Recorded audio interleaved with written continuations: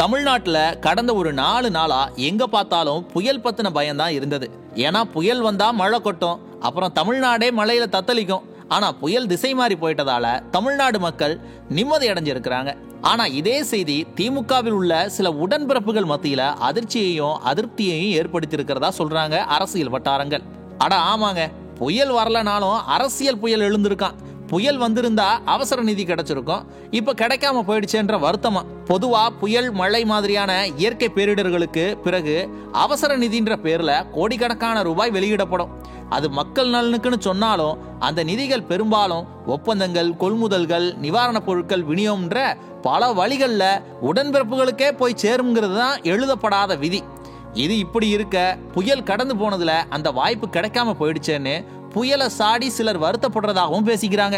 பொதுமக்களுக்கு புயல் வராது நிம்மதியான செய்தியா இருந்தாலும் புயல் நிதி அடங்கி போயிடுச்சு அப்படிங்கிறது பலருக்கும் ஏமாற்றத்தை கொடுத்துருக்குதான். இயற்கையில புயல் வராது மக்களுக்கு ஒரு ஆசீர்வாதம் தான். ஆனா அரசியல் புயல் மக்களுக்கு என்ன மாதிரியான விளைவுகளை ஏற்படுத்தும் அப்படிங்கிறத மக்கள் நினைச்சு பார்க்க வேண்டிய நேரம் இதுதான்.